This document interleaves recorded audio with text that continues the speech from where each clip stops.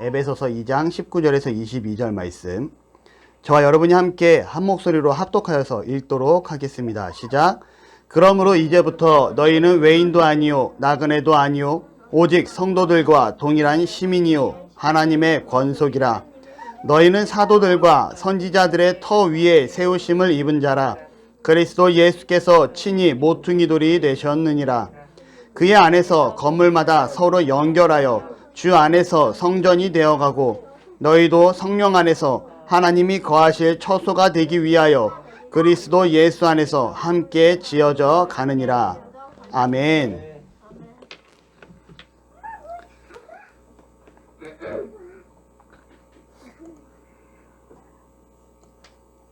예수 안에서 함께 지어져 가느니라. 지난주에 이어서 함께 말씀을 계속해서 보고자 원합니다. 지난주에 우리가 기억나는 두 단어가 있을 거예요. 혹시 기억나시나요? 차성조린이. 다름과 틀림. 5달란트. 이야. 우리 친구들 다 다음 주에 전생에 달란트 시작한다고 얘기했었죠. 분발하셔야 돼요. 그쵸? 다름과 틀림이에요. 맞아요. 여러분, 다름을 인정해야 되고요. 더 나아가선 틀림은 바로잡아야 하는 것입니다. 그리고 이 틀림은 우리가 기준해야 되는 것이 있는데 무엇이라고 말씀드렸었죠? 바로 하나님의 말씀인 성경을 통하여 우리가 틀림을 기준할 수 있습니다 라고 말씀을 드렸어요. 감리교나 성결교 혹은 복음주의나 개혁주의 똑같이 구원이 다 있어요. 이러한 부분들은 다름으로 인정되어야 될 부분이라는 거죠. 왜냐하면 성경에서 얘기하고 있는 구원의 조건에 조금도 벗어나 있지 않기 때문에 그래요. 하지만 복음주의라든가 아니면 감리교라든가 성결교라든가 순복음교회라든가 분명 우리 교회는 다 다르지만 다르다고 인정을 하고 이러한 교회에도 복음이 있고 하나님이 함께 하십니다라고 우리가 얘기를 해요. 그런데 이단은 분명하게 달라요. 이단을 한자풀이로 하면요, 다를 이자의 끝 단자입니다. 무슨 말이냐면 끝에가 다르다라는 표현을 하고 있어요. 성경에서는 삼위일체를 나타내고 있습니다. 오늘 본문도 보면은 22절에 삼위일체가 드러나요. 한번 같이 읽어볼까요? 시작. 너희도 성령 안에서 하나님이 거하실 처소가 되기 위하여 그리스도 예수 안에서 함께 지어져 가느니라. 여러분, 여기 왜 삼위일체가 나타나냐고 말씀을 드렸냐면 볼게요. 너희도 무엇 안에서? 성령 안에서. 성령 하나님 나왔죠? 그 다음에 하나님이 거하실 처소가 되기 위하여 누가 나옵니까? 성부 하나님이 나옵니다. 그리고 그리스도 예수 안에서 누가 나옵니까? 성자 예수님이 하나님이 나타나고 있다는 거죠. 근데 분명히 성경은 삼위일체 하나님을 나타내고 있는데 일부 교회에서는 성령님은 하나님의 능력이고 예수님은 하나님의 피조물이다 라고 얘기를 해요. 이거는 다른 걸까요? 틀린 걸까요? 틀린 거죠. 분명히 성경은 삼위일체 하나님을 말하고 있어요. 그런데 지금 일부 이단들에서는 삼위일체 하나님을 얘기하지 않는다라는 겁니다. 틀렸다는 거죠. 여러분, 예수님이 이 땅에 오시면 무엇이 있을 거라고 성경은 기록합니까? 평안? 맞아요. 구원받은 우리에게는 앞으로의 평화와 평강만이 주어집니다. 하지만 예수님이 이 땅에 다시 재림하시게 되면 가장 먼저 이루어질 것이 있는데 무엇이냐? 따라하시기 바래요. 심판. 무엇이 있다고요? 우리는 이것을 믿으셔야 돼요. 뭐냐면 예수님이 이 땅에 오셨고요. 예수님을 믿는다는 건 이 5가지를 믿는 거예요. 예수님이 이 땅에 오셨고 나의 죄 때문에 십자가에 못 박혀 돌아가셨고 돌아가신 이후에 어떻게 하셨나요? 부활하셨어요. 예수님이 부활하셨고 예수님이 그 다음에 어떻게 하십니까? 하나님 보좌 우편으로 승천하시죠. 그리고 예수님은 아직 이 4가지는 이미 이루어졌고요. 한 가지가 이루어지지 않은 게 있어요. 뭐예요? 바로 재림. 예수님이 재림 다시 오시게 되면 무엇을 하시냐? 심판을 하심을 기억하시기 바랍니다. 아멘. 이건 성경에 기록된 진리예요. 절대 변할 수 없는 진리라는 거죠. 이 진리를 가지고 틀림을 구분할 수가 있어야 돼요. 여러분, 지금 이 땅에 예수님이 얼마나 많은지 알아요? 이단들에서? JMS라는 정명석이라는 JMS라는 이단이 있습니다. 이 정명석이 누군지 알아요? 자기가 재림 예수라고 얘기를 해요. 맞을까요? 틀릴까요? 통일교회 문선명이라고 있었어요. 이 사람이 지금 죽은 걸로 알고 있는데 이 사람이 자기가 재림 예수라고 말을 했었어요. 맞을까요? 틀릴까요? 틀린 거예요. 이런 식으로 우리는 성경을 기준화해서 다른가 틀림을 판단되어져야 하는 거예요. 이와 마찬가지로 교회를 떠나서도 세상에서도 다른가 틀림은 분명하게 드러나고 있습니다. 평범하고 조용하게 살아가고 싶은 사람이 있어요. 반면에 한 번뿐인 인생 화려하고 멋지게 살고 싶어하는 사람도 있습니다. 어떤 사람은 나에게 일이 주어지면 그냥 그 주어진 일을 내가 문제없이 잘 해결하길 원하는 사람이 있고요. 어떤 사람은요, 뭔가 일을 계획하고 끊임없이 추진하고 만들어가서 일을 계속 벌이는 사람이 있어요. 이런 사람들은 틀린 걸까요? 다른 걸까요? 다른 거죠. 어렵죠, 우리 친구들. 틀림과 다름을 인정할 수 있어야 돼요. 다시 말하면 전도사님 같은 사람은 일을 막 벌리는 사람이에요. 그래서 대학원도 다시 다니기 시작을 하고요. 자꾸 사업도 벌리기 시작을 하고요. 교회도 개척을 하고요. 뭔가 일을 계속 벌려요. 주변에서는 막 얘기해요. 야, 너 너무 많은 거 하는 거 아니야? 아니야, 난 이게 행복해. 이건 전도사님이라는 사람의 특징이에요. 그런데 또 전생 친구 중에 한 사람은 야, 나는 그냥 평범하고 조용하게 내게 주어진 상황만 열심히 하고 싶어라고 얘기하는 친구도 있어요. 그렇다고 전도사님이 이 친구를 너는 그렇게 살면 안 돼 라고 얘기할 수 있을까요? 아니라는 거죠. 이 친구도 자기 위치에서 행복하게 잘 살고 있는 거고요. 그 친구가 전도사님을 바라봤을 때도 저도 행복하고 아름답게 잘 살아가고 있다라는 거죠. 이건 다름을 인정되어야 하는 거예요. 그런데 여러분, 분명히 세상에도 다름이 아닌 틀림이 있습니다. 우리가 살아가는 이 대한민국에는 헌법이 있어요. 무엇이 있다고요? 헌법. 이 헌법은 반드시 지켜야 하는 거예요. 어제부터 우리나라 서울시, 우리나라 모든 도로에 일반 도로는 50km 이하 주행이 합법화되었어요. 이제 일반 도로에서 50km 이상 달리면 벌금을 물어야 돼요. 근데 어저께 경찰들이 집중 단속을 했겠죠. 첫날 시행되는 날이었으니까. 첫날 시행되는 이 날에 1시간당 몇 대 정도 꼴로 위반자가 발생되었을까요? 오늘 아침에 뉴스에 보니까 통계가 나왔더라고요. 1시간에 몇 대가 차량 50km 이상 주행 위반을 했을까요? 30명? 얼추 비슷했는데. 50명. 다 정답은 40명이었어요. 1시간에 40명꼴로 교통 위반, 속도 위반자가 속출했다라고 합니다. 여러분, 이건 뭐냐면 우리나라 이제 일반 도로에서는 50km 이하로 달리는 게 법인 거예요.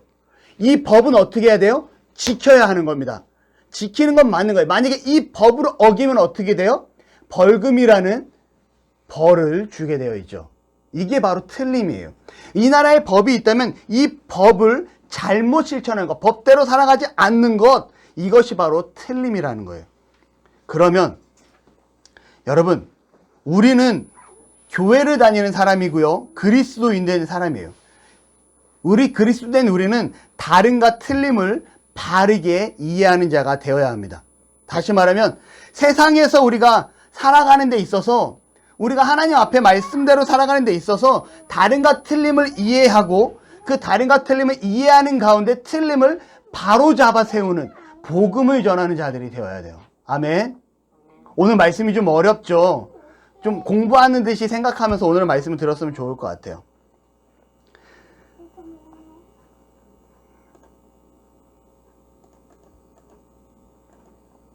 한번 에베소서 2장 19절을 한번 보시기 바랍니다. 함께 읽을게요. 시작.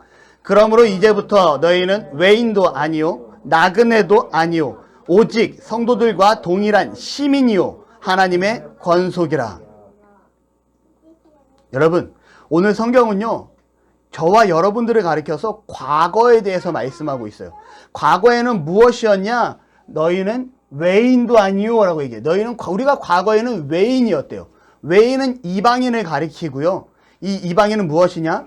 우리나라 대한민국에 외국인들이 여행을 와요. 이 여행온 외국인들은 대한민국 헌법에 의해서 도움을 받을 수 있을까요? 없을까요? 없어요. 왜냐하면 우리나라 국민이 아니기 때문에. 다시 말하면 법적으로 외국인은 우리나라에서 크게 도움을 받을 수 없습니다. 여행객으로는 도움을 받을 수 있을지 모르겠지만 이 나라 국민으로서 받을 수 있는 도움은 전혀 받을 수 없어요. 그게 바로 외인이에요. 그 다음에 이방인, 나그네. 나그네는 뭘까요? 이 나라에서, 우리나라에서 외국인 노동자들이라든가 합법적인 절차를 거쳐서 우리가 대한민국의 취업비자를 가지고 대한민국에서 일을 하겠습니다 라는 그런 절차를 거쳐서 한국에 들어온 사람들, 외국인 노동자들 같은 사람들이 나그네와 같은 사람들이에요. 이러한 사람들은요, 대한민국의 완벽한 보호를 받지는 못하지만 그럼에도 불구하고 너희가 이 땅에서 살아가고 돈을 벌고 행하는 데는 우리가 허락해 줄게라는 허락을 받은 사람들이에요. 바로 그러한 사람들이 나그네예요. 그런데 오늘 성경은 뭐라고 얘기하냐면 오직 성도들과 동일한 시민이요라고 얘기를 합니다. 과거에는 우리가 외인이었고 나그네였어요. 그런데 이제는 뭐라고 얘기하냐? 성도들과 동일한 시민이요라고 얘기해요. 시민은 대한민국 국민의 주권을 갖고 있는 대한민국 국민으로서, 국민 한 사람으로서 대한민국 헌법의 보호를 받고요, 대한민국의 보호 아래 거할 수 있는 사람을 가리켜서 시민이라고 얘기합니다. 지금 우리는 대한민국의 서울시의 서울 시민으로서 이 자리에 살아가고 있어요. 아멘. 그렇다면 우리는 이제 이 국가 안에서 보호를 받고 있다라는 거죠. 오늘 사도 바울이 이렇게 말하는 이유는 간단합니다. 왜 그러냐면 과거에는 너희가 하나님의 백성이 아니었고, 과거에는 너희가 하나님으로부터 구원받은 자리 아니었기 때문에 하나님의 보호 아래 있지 아니했지만 이제는 너희가 하나님의 백성이 되었고 하나님의 시민이 되었고 하나님의 보호로부터 함께할 사람이다 라고 사도 바울은 우리에게 얘기해주고 있다는 거예요. 우리는 이제 누구의 시민입니까? 하나님 나라의 시민임을 기억하시기를 바라요. 아멘. 그리고 나서 뒤에 뭐라고 얘기합니까? 하나님의 권속이라 라고 얘기해요. 이 권속을 쉽게 표현하면 무슨 말이냐면 가족입니다. 우리는 누구의 가족이 되었어요? 이제 하나님의 가족이 되었죠. 지민아, 주하나, 나라에서 받는 보호의 힘이 더 클까요? 엄마 아빠 밑에서 받는 보호의 힘이 더 클까요? 그렇죠. 왜요? 엄마 아빠는요, 내가 조금만 소리 질러도 뛰쳐나와요. 전도사님도요, 집에서 방에서 막 레포트 쓰고 공부하고 막 책 보고 이러고 있다가 갑자기 거실에서 우당탕탕 소리가 나면 후다다닥 뛰어나옵니다. 왜 그럴까요? 걱정되니까. 왜냐면 저희 가정은요, 전도사님의 보호 아래 머물러 있는 가정이거든요. 분명히 가족 안에 포함되면 더욱더 안전하게 거할 수 있다라는 거예요. 하나님께서 저와 여러분을 이 가정 안에 보호하듯이 우리를 지키시고 보호하시다라고 사도 바울은 말을 하고 있습니다. 여러분, 그렇다면 우리가 하나님 앞에 보호를 받는다고 해서 끝나는 걸까요? 이제는 우리 하나님 앞에 보호받는 사람이야, 하나님 앞에 도움받는 사람으로서 이제는 우리가 할 걸 다 했어 라고 생각하면서 살아야 될까요? 아니라는 겁니다. 우리는요, 하나님 나라의 시민이 되었어요. 다시 말하면 그리스도인이 되었습니다. 그리스도인이 되었다면 우리는 이제 보다 수준 높은 삶을, 그리고 보다 수준 높은 삶의 기준을 충족시키는 삶을 살아가야 돼요. 우리가 하나님 나라에 속하였다라는 건 우리가 이 땅에서도 살아가지만 하나님 나라에 속한 하나님의 백성이에요. 우리의 기준은 이제 달라져야 됩니다. 여러분, 질문을 한번 해볼게요. 우리가 이 땅에 살아가는데 죄를 짓는 죄의 기준은 뭘까요? 아니, 이 땅 안에서, 교인으로 말고 이 대한민국에서 살아가는데 죄의 기준은 뭘까요? 헌법을 어기는 거. 맞아요. 이 헌법을 어기는데 중요한 핵심이 있습니다. 뭐냐면 행함이 따라와야 돼요. 내가 누군가를 미워한다고 해서 죄가 성립이 될까요? 아니요. 내가 누군가를 미워서 이 사람을 한 대 때려야지만이 이 사람은 죄인이 되는 거예요. 이해가 되십니까?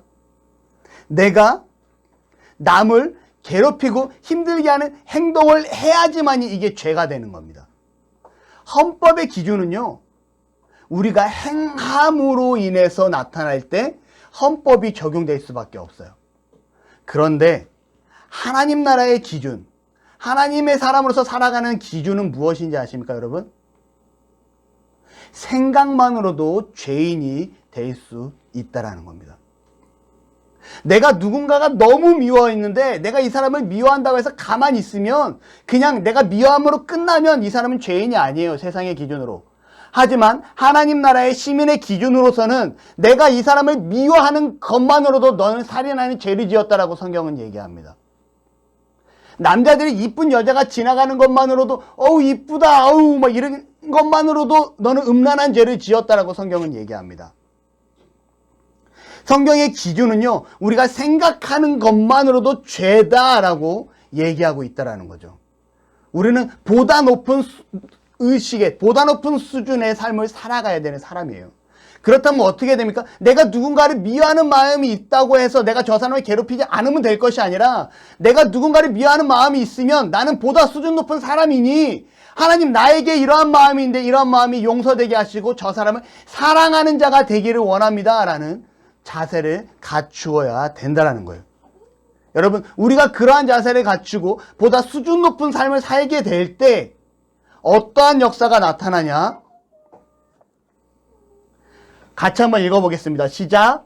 그의 안에서 검을 받아 서로 연결하여 주 안에서 성전이 되어가고. 여러분, 뭐라고 얘기하냐면 주 안에서 서로 연결하여 라고 성경은 표현합니다. 이 연결하여는 뭐냐면 내가 수준 높은 하나님의 기준에 맞춘 성경의 기준에 맞춘 삶을 살아 나아갈 때 세상은 우리를 보고 누구를 볼 수 있게 될까요? 하나님을 볼 수가 있게 되는 거예요. 나를 통해서 나의 자그마한 행동 하나와 나의 준비된 행동 하나가 오히려 복음 전파하는 데 도움이 되게 되고요. 복음 전파는 우리의 모습을 통해 세상에 믿지 아니하는 자들이 하나님의 성전이 되고 그 안에서 건물마다 건물이 되는 거예요. 건물. 다시 말하면 성전을 가리키고요. 그 건물은 우리 각자 한 사람 한 사람을 나타내요. 우리 주보 맨 마지막에 있는 내용을 한번 볼까요? 주보를 보시면 16장 19절에 저와 여러분 함께 읽을게요. 시작. 너희 몸은 너희가 하나님께로부터 받은 바 너희 가운데 계신 성령의 전인 줄을 알지 못하느냐? 너희는 너희 자신의 것이 아니라. 아멘. 뭐라고 얘기하냐면 우리의 몸이 무엇이다? 성전이다 라고 얘기를 합니다. 다시 말하면 건물마다, 이 성전마다 우리가 하나님 앞에 바르고 열심히 수준 높은 삶을 살아가는 것을 통해서 전도가 되어지고 그들도 또한 성전이 되어지고 이 성전들이 뭉쳐서 서로 연결하여 또 주 안에서 무엇이 되어간다? 성전이 되어간다 라고 얘기하는데 여기서 말하는 이 성전의 단어는요, 원어적인 분석을 해보면 그냥 외형적인 교회, 외형적인 건물이 아니에요. 외형적인 성전의 건물은 교회 안에서 건물마다 말하는 이 건물이고요. 여기서 말하는 성전은요, 이 건물들이 모여서 하나님이 임재하고 하나님이 함께하는 공간을 나타내고 있습니다. 이해가 되시나요, 차유주 어린이? 네.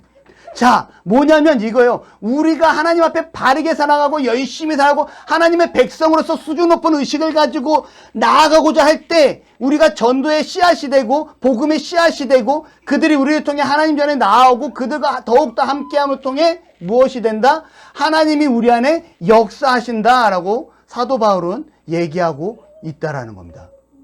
어렵나요? 안 어렵죠? 아, 역시 똑똑해요, 우리 친구들.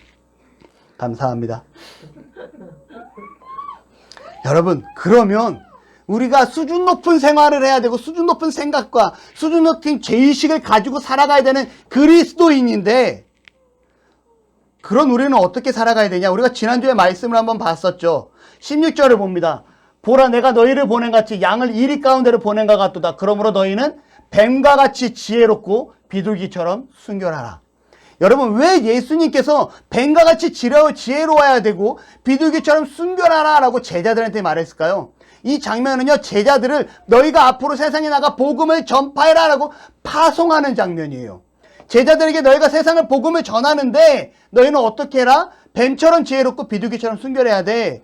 이렇게 말하는 이유는 바로 그 당시에 속담이 있었대요. 우리나라의 말로 뭐 백지짠도 맞들면 낫다. 작은 종이 하나도 함께 들면 가볍게 들 수 있다. 이런 의미의 속담들이 있죠.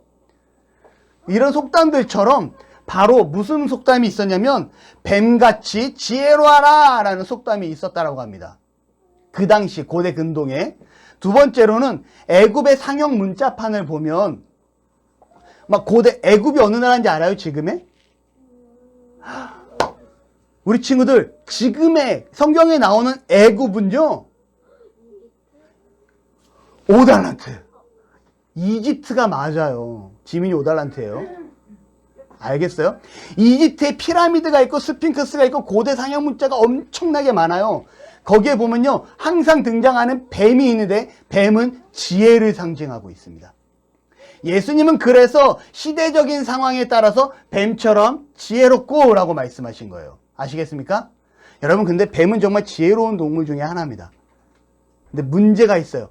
지혜만 있으면 간교하고 간사하게 될 수 있어요. 나쁜 길로 빠질 수 있다라는 거죠. 그래서 예수님은 이걸 방지하고자 뭐라고 얘기합니까? 비둘기같이 순결하라.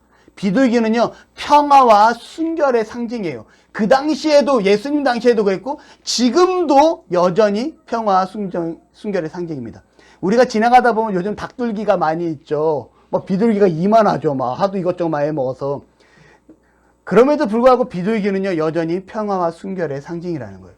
예수님이 그래서 너희가 지혜롭지만 간사하고 간교하게 되지 말고 지혜로운 가운데 순결하게 세상에 나아가라 라고 말씀하십니다.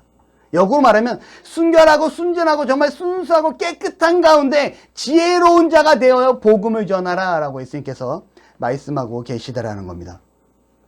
여러분, 제자들이 이 나아간 시대는요, 15절에 소돔과 고모라 땅이 그 성보다 견디기 쉬우리라. 소돔과 고모라 땅은요, 너무나 부패하고 너무나 타락하여서 하나님으로부터 불로 심판받은 지역이에요. 그런데 그 땅이 오히려 지금 이 시대보다도 더 살아가기 쉬운 시대다라고 얘기합니다.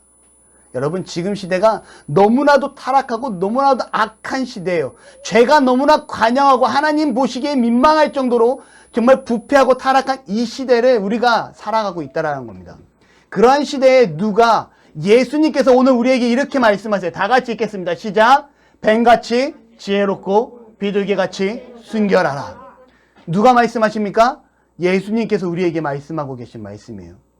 여러분들이 수준 높은 하나님의 백성으로서 살아가기 위해서 이제는 뱀같이 지혜로운 자가 되어야 되고요, 비둘기같이 순결한 자가 되어야 됩니다. 지난주에 주원이가 전도사님 정결의식이 뭐예요? 라고 물어봤어요. 개역개정판 성경에는 결례를 따라 행하였다라고 표현하고요, 바른 성경은 정결의식이다 라고 표현을 합니다. 그 배경을 보면요, 바울이 헬라인을 데리고 성전에 갔다는 이유로 감옥에 가게 됩니다. 그리고 거기에서 2년간 머물게 되죠. 그런데 실질적인 상황은 어떠한 배경이 흘러가냐? 바울이 야고보 사도를 만나게 되고요, 그 지역 가운데 예수님을 믿는 자들이, 그리고 예수님을 믿지만 여전히 율법을 지키고 싶어 하던 자들이 많이 있었다라고 성경은 표현을 해요. 예수님이 율법은 다 폐했다라고 얘기하는데, 그럼에도 유대인의 신분이다 보니까 나 이제 예수님이 구원자인 걸 알 것 같아. 나 예수님을 믿어요. 유대인인데. 그리고 뭐라고 얘기합니까? 그럼에도 불구하고 우리는 그래도 율법을 좀 지키고 싶어요 라고 말하는 유대인들이 많이 있습니다. 그 중에서 유대인 4명 정도가 하나님 앞에 서원을 해요. 제가 나시린으로 하나님 앞에 서원하겠습니다. 나시린. 과거에 나시린이 누구였냐면요, 삼손도 나시린이었고요, 그 다음에 세례 요한도 나시린이었어요. 나시린은 하나님으로부터 구별된 자, 제가 앞으로 나의 남은 모든 인생을 하나님을 위해 드리겠습니다 라고 말하는 자가 나시린이에요. 아시겠습니까? 자, 그래서 그 유대인 4명을 데리고 성전에 데리고 들어가요, 사도 바울은. 그리고 그들의 하나님 앞에 나시린이 되는 이 의식, 정결의식을 도와주게 됩니다. 사도 바울이 잘못한 걸까요? 잘못하지 않은 걸까요? 사도 바울은 잘못한 게 전혀 없다라는 거예요. 그런데 이때 아시아에서 온 유대인들이 예루살렘에 오면서 사도 바울을 보고 어떻게든 사도 바울이 눈에 가시였던 거예요. 왜냐하면 이 사도 바울을 어디서 봤었냐면, 오늘 우리가 에베소서를 보고 있죠. 에베소 교회에서 복음을 전하는 사도 바울을 봤었어요. 그리고 그가 탐탁지 않았죠. 그리고 그곳에서 사도 바울을 봤던 이 유대인들이 예루살렘에서 복음을 전하는 사도 바울을 보자 이방인에게 복음을 전했던 이 사도 바울이라는 명목으로 사도 바울이 헬라인을 데리고 이스라엘의 뜰에 들어갔다, 성전에 들어갔다 라고 모함을 하게 되는 배경입니다. 결국 사도 바울은 유대인을 데리고 정결의식을 도와줬지만 아시아 쪽에서 에베소 지역부터 사도 바울이 복음 전함을 탐탁지 않게 여겼던 유대인의 모함에 의해 그가 로마에 잡혀가게 되었다라는 거예요. 어렵다고 주어나? 자, 여러분, 근데 사도 바울은 죄가 지금 있나요? 없나요? 없어요. 유대인의 율법으로 지켜봤을 때 사도 바울은 죄를 범했나요? 안 했나요? 범하지 않았다라는 거예요. 그럼에도 불구하고 모함을 사서 그가 잡혀가게 되죠. 그런데 너무나 재밌는 거는요, 전생님이 여기에서 답을 못 찾아서 어저께 책을 몇 권을 봤는지 몰라요. 계속 책을 봅니다.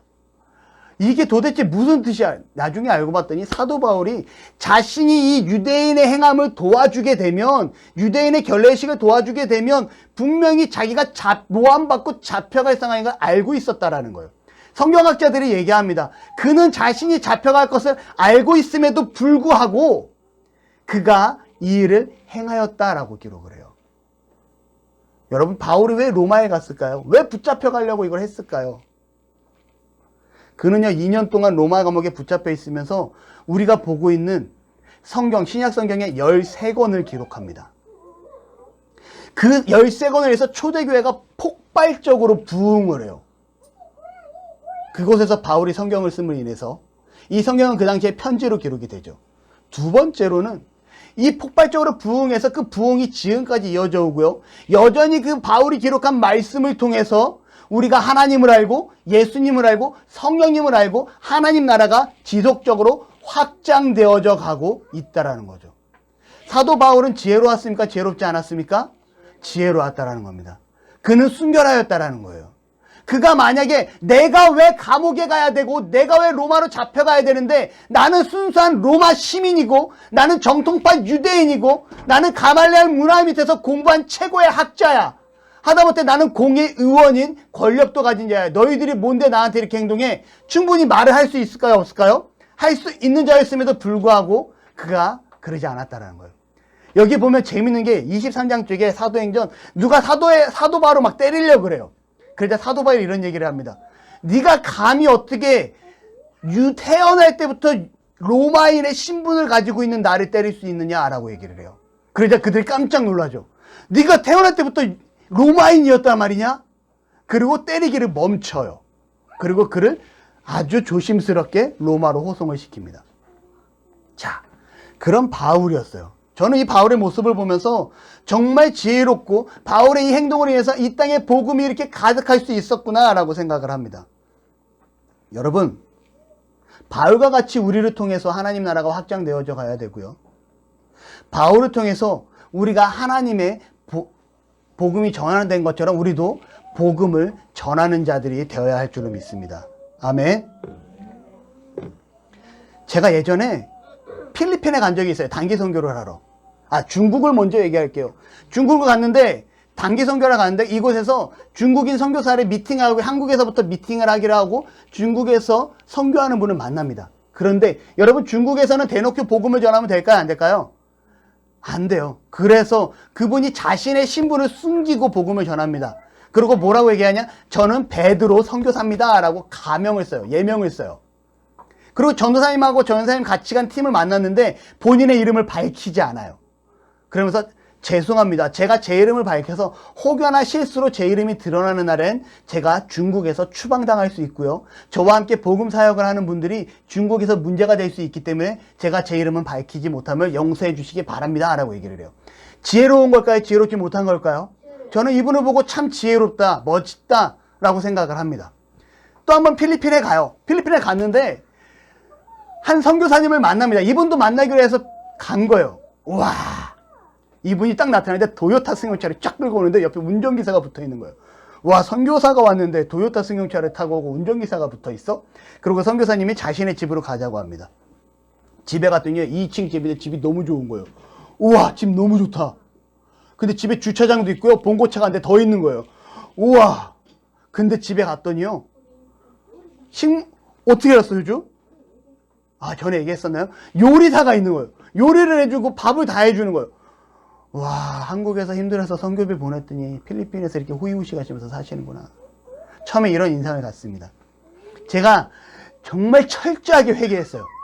알고 봤더니 필리핀에서 가장 많이 팔린 차가 도요타 차더라고요. 그러니 도요타 차를, 무난한 차를 사려면 도요타 중고차를 살 수밖에 없어요. 그래서 도요타 차를 삽니다. 그리고 이분이 11개 지역에 선교를 하고요. 일주일에 한 번씩 그 11개 지역을 드나들어야 되는데 필리핀은요, 운전이 험해요. 외국인이 운전하면 일부라서 들여받고 돈을 요구하는 국가라고 합니다. 그래서 일부러 현지인 운전사를 고용을 해서 현지인 운전사가 필리핀 지형도 잘하고 현지인이니까 필요할 때마다 갈 수 있는 이 선교지를 이 운전사와 함께 다니기 시작을 해요. 그러니 사고의 위험으로부터 벗어날 수 있고 시간도 절약할 수가 있습니다. 더 나아가서 2층 집을 한 이유는요, 단기 선교가 많이 오는데, 선교팀이 많이 오는데 이 선교팀을 계속 숙소를 잡아주고 집을 잡아주고 식사를 따로 하게 되면 비용이 너무 많이 올라가는 거예요. 왜냐하면 한국 사람이니까 한국식으로 맞춰줘야 되거든요. 아무리 필리핀에 왔다 해서 필리핀 현지인처럼 해 그러면 이분들이 못 버티는 거예요. 한국에서 선교 온 팀들이. 그래서 그 팀들이 버티게 하기 위해서 이분이 2층짜리 집을 렌트를 합니다. 그런데 이 렌트한 집이 호텔을 빌리거나 리조트를 빌리는 것보다 훨씬 저렴하다라는 거예요. 비용을, 그 호텔 빌리고 리조트를 빌리는 비용을 절약하기 위해서 집을 2층 집으로 렌트를 하고요. 이분들의 식사를 나가서 사 먹는 것보다 그냥 현지인 한 번을 고용을 해서 한국 음식을 가르쳐주고 그 집에서 식사를 때울 수 있게 하는 게 비용을 훨씬 줄일 수 있는 거예요. 그리고 그 비용이 나머지는 다 어디로 갑니까? 선교하는 데로 들어가는 거예요. 제가 이 사실을 알고 얼마나 회개했는지 몰라요. 선교했다고 죄송합니다라고 고백을 합니다. 지혜롭나요? 지혜롭지 못한가요? 지혜로우신 거죠. 여러분,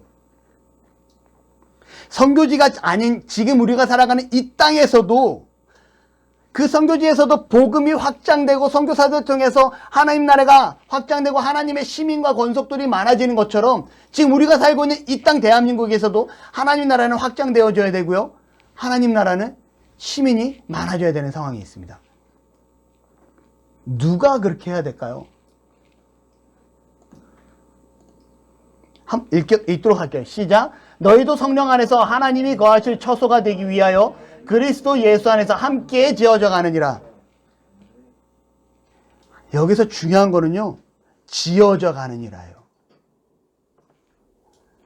여러분, 우리가 이제 하나님의 백성이 되었잖아요. 요것만 빨리 하고 마칠게요. 요즘 왜 자꾸 말씀을 준비하면 말씀이 길어지는지 모르겠어요. 죄송해요, 우리 친구들. 하나님 앞에서 살아가는 데 있어서 우리가 하나님의 권속이 되었고 하나님의 시민이 되었고 수준 높은 사람으로 살아가게 되었는데 또 우리가 지어져 가야 된다고 얘기합니다. 뭐라고 써있나요? 성화.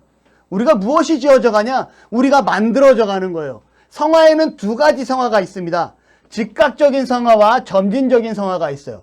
즉각적인 성화는 뭐냐면 하나님께서 성령을 통하여 예수님을 믿게 하시고 예수님을 믿는 순간 너는 이제부터 의로운 사람이고 내 자녀고 너는 이제부터 거룩한 자야 라고 인정해 주시는 거예요. 아멘.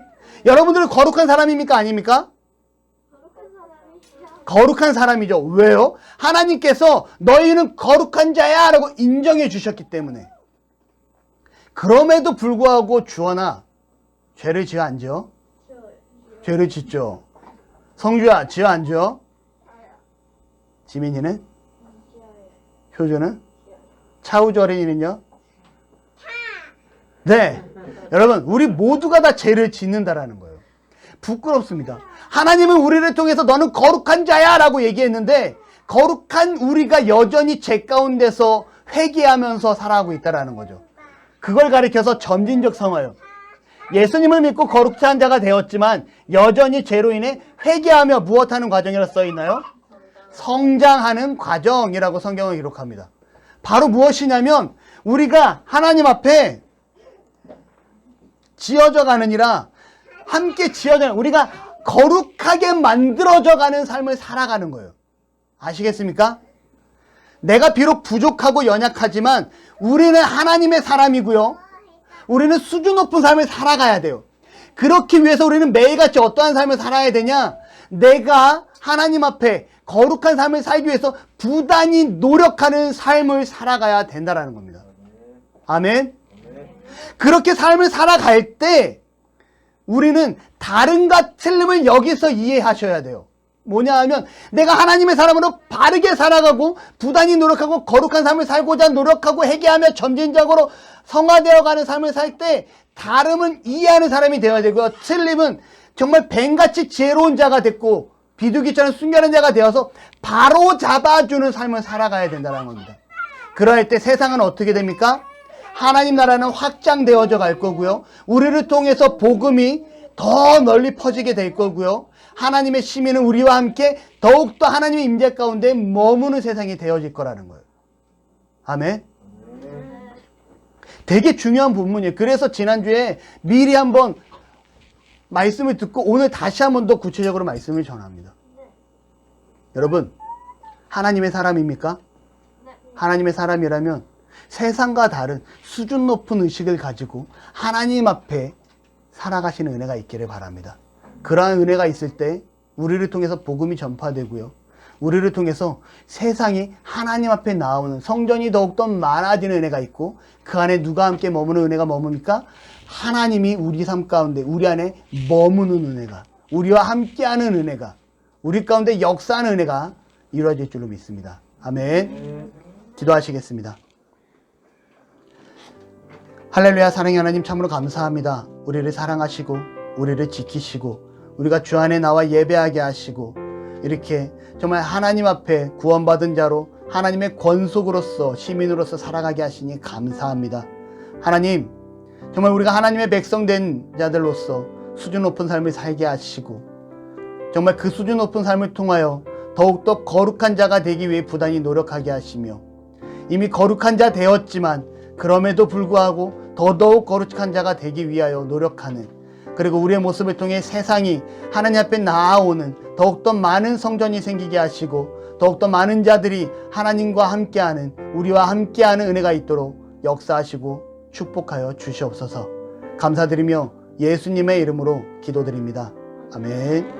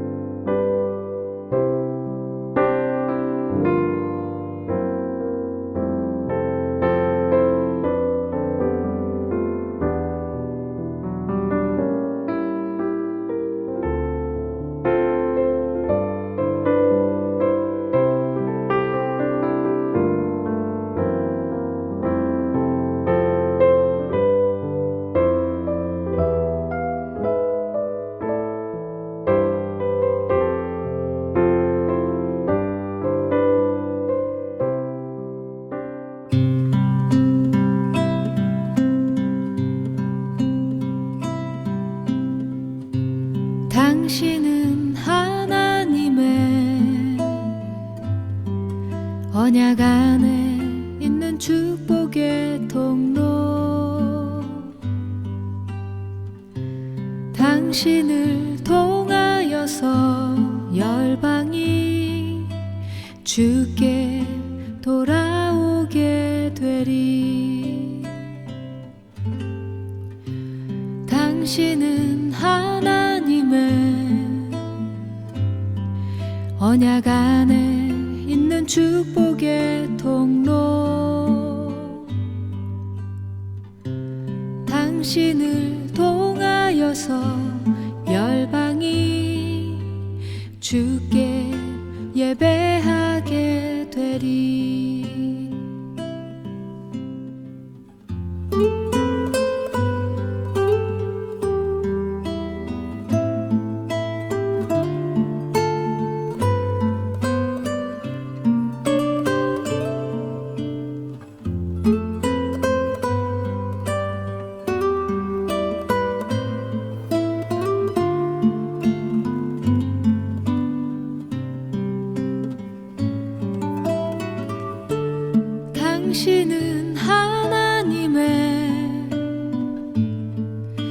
언약 안에 있는 축복의 통로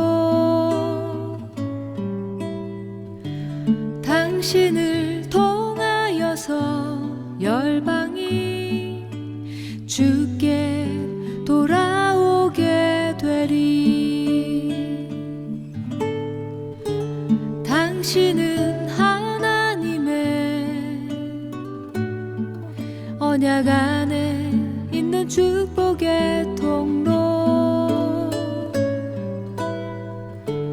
당신을 통하여서 열방이 주께 예배하게 되리. 당신을 통하여서 열방이 주께 돌아오게 되리.